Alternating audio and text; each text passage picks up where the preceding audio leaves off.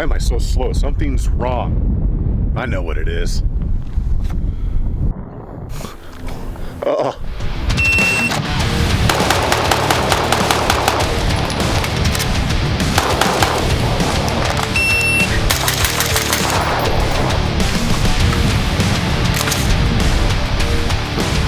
One of the most effective tools that you can use out on the range is going to be a shot timer. And the reason for that is because there is a lot that can be gained by knowing how fast your draw is, how fast your split times between shots are, how fast you're getting multiple strings for target transitions. All of those things can come into play, but not every shot timer is made alike. I've personally used a bunch of them over the years, and today we're going to focus on the two that I use the most, one being one I've had for several years and the other one being one that's kind of new to me. The two we're going to talk about today is one of the old school ones that I'm sure a lot of you have probably seen or used out there, and that's going to be the PACT Club timer. And then the newest one, at least to me, is going to be the new Shooters Global Go. So it's a little bit smaller, but it's also got some technology built into it that pretty much no other timer has right now, or at least not the one that I've used, and some pretty cool other options you can do to like record yourself to see where you may be making mistakes.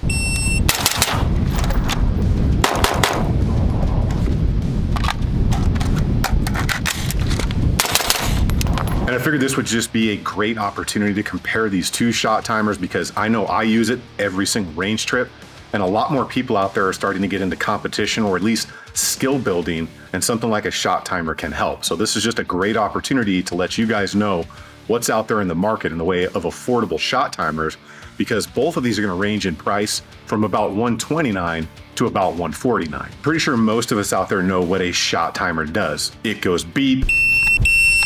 We draw a gun, start going bang, and it records our shots, our times between shots, and that can give you some very valuable information. But if you don't know, they react to loud noises, i.e. the gunfire. So once it goes beep, you draw that first shot. That's going to tell you how long it took you to draw your pistol, and then each subsequent shot is recorded so you can see your split time, which is the difference between how long it took you to pull the trigger each time. Well, that's a lot of valuable information because based on the accuracy that you are shooting at and the speed, you can start to adjust things to get more accurate hits at speed.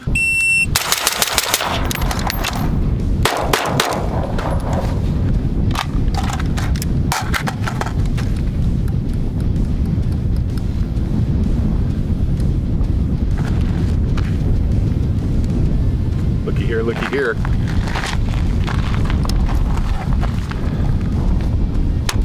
Over insertion, or maybe slow down a little bit to gain more accuracy. So that kind of helps you both directions. Maybe you were going too fast, you weren't getting the accuracy, and maybe you were going too slow and could speed it up to still get acceptable hits.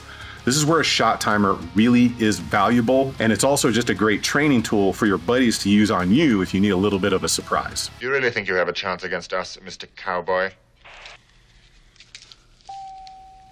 Yippee-ki-yay, motherfucker. Pretty much any shot timer can be used in multiple ways. You can just press the button, it goes beep, and you start getting times on your shots or your splits. You can also use it for dry practice. You can use par times as well. So say you want to get a sub-second draw and a first round hammer drop within a second. So you can do that with dry practice in the shot timer. You set that time and it's going to give you 1 second from the first beep to the last beep, and as long as you got on target and pulled that trigger, that's how you can use it for dry practice. So it is a very valuable tool that can also help you save money on ammunition. Now, where does the Shooters Global and the PACT timer start to separate from each other, both in size and the technology that's laid out into them? So these are both basic shot timers, but the Shooters Global one has additional technology, including an application that just gives you a lot of information that we're going to talk about here in a minute. But if we do a quick size comparison here, you can see the Shooters Global overall has a much smaller profile. The screen size, however, is still very large and readable when compared to the PACT timer. There is some difference in the batteries here. The PACT timer has a 9-volt replaceable battery, where the Shooters Global is an internal rechargeable battery. And honestly, I kind of hate 9-volt batteries. The big thing here is that the Shooters Global has an application on your phone, and this is where they really start to diverge, because the technology's there in the Shooters Global and the cost really isn't that much more, because the PACT is about $129, where the Shooters Global is $149. So there's no big difference in the price. If you guys are interested in any of this stuff we're talking about here today, I will have a build list. That'll be the first link in the description down below. And if you're a king, at work, watching this on the TV in your break room, casting it there so everybody can get a piece of it. I'll put a QR code up here for you. And also a big thanks to Brownells for all the support on the channel.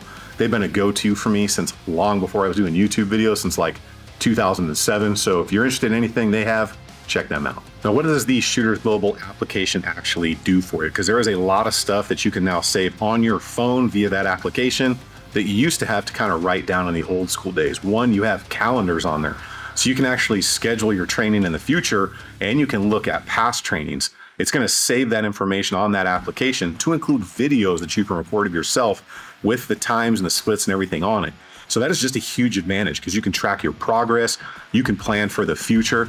And it kind of sucked in the old days when you had to keep a logbook of things like that, or just try to remember what your best time was. Also, in the community part of the application, you can look up stages, you can set up different stages in the application, you can see what other users are doing, because they will all post stuff in there as well, as long as they want to. And that can give you some ideas on different training methodologies that other people use, whether they're master or grandmaster shooters, or just people out there that are super proficient and fast. Why not learn from other people that are maybe more skilled than you, right? That's kind of a huge part of growing in the community, which is pretty awesome that that is included with the application as well. And again, the ability to record yourself while you're doing these drills is huge, because you might not know that you're wasting energy or movements on your reloads or your draw, something like that, because when you see yourself on camera, you might start to notice that you're not grabbing your magazine fast enough on an empty gun reload.